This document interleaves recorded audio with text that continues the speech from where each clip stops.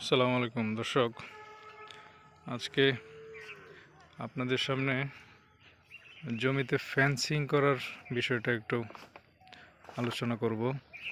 কিভাবে কম খরচে আপনার জমিতে খুব ভালো ফেন্সিং করতে পারবেন। গরু, ছাগল, কুকুর, শিয়াল এগুলোর হাত থেকে আপনার ফসলকে রক্ষা করার জন্য ফেন্সিংয়ের কোনো বিকল্প নেই। তো ফেন্সিং করতে গিয়ে দেখা যায় আমাদের অনেক টাকা খরচ হয়ে যায়।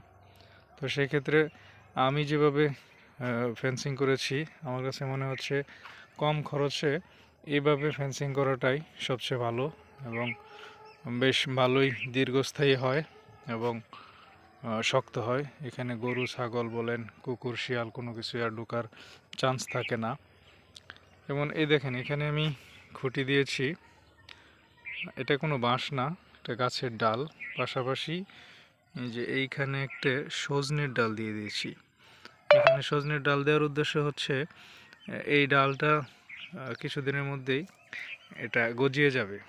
গজিয়ে গেলে এটা এই জমির পার্মানেন্ট খুঁটি হয়ে যাবে। তো পরবর্তীতে আমি ফেন্সিং করতে গেলে আমার কিন্তু আর এইখানে খুঁটি দিতে হবে না, এটা একটা গাছ হয়ে যাবে। আবার আরও একটা সুবিধা হচ্ছে এই সজনে গাছের পাতা আমি কিছুদিন পর পর বিক্রি করতে পারবো। তো এইভাবে হচ্ছে দেখেন, প্রতিটা খুঁটির সাথে আমি একটা করে সজনের ডাল দিয়ে দিয়েছি। এই যে সজনের ডাল, এটা হচ্ছে একটু গোড়ায় একটু পানি টানি দিলে খুব সহজেই গজিয়ে যাবে। তো বর্ষাকালে হলে আরও ভালো হয়, বর্ষাকালে পানি দেওয়ার প্রয়োজন পড়ে না। এই যে দেখেন, সজিনার ডাল দিয়ে দিয়েছি।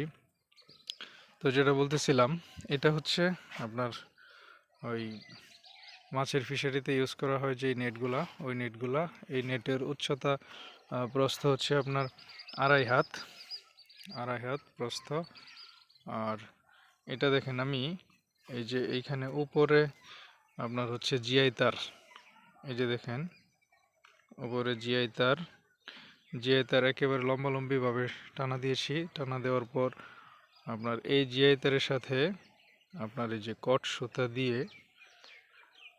সুতা দিয়ে ওই জালটাকে ভালো করে সেলাই করে দিয়েছি, যাতে টানাটানি করলেও ছিঁড়ে যাওয়ার কোনো রিস্ক না থাকে। এবং সেমভাবে আমি এই যে দেখেন একেবারে নিচে এইখানেও জিআই তার দিয়েছি, জিআই তার দিয়ে টানা দিয়ে সাথে কট সুতা দিয়ে সেলাই করে দিয়েছি। তাহলে এখন আর ভিতরে কোনো কিছু ঢোকার চান্স নেই। আর এই জিআই তারটা হচ্ছে মোরগ জিআই তার, যার জন্য এখানে মরিচা পড়ার কোনো চান্স নাই। আর জিআই তার দেওয়ার কারণ হচ্ছে, জিআই তার ছাড়া আমি যদি এখানে মোটা সুতা ইউজ করি তাহলে এটা শিয়াল কেটে ফেলবে। এখন জিআই তার দেওয়াতে এটা আর কাটতে পারবে না।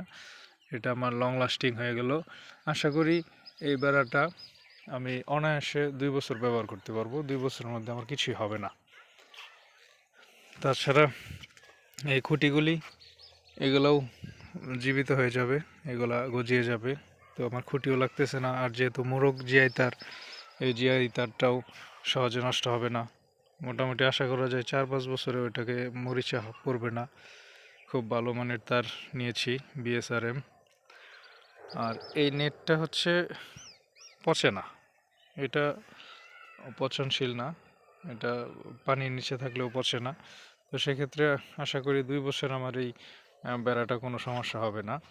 তারপরে হচ্ছে আপনার এই 2টা খুঁটির মাঝামাঝি আমি এই যে এরকম ছোট ছোট খুঁটি দিয়ে আপনার এখানে সুতা দিয়ে বেঁধে দিয়েছি নেটটাকে, যাতে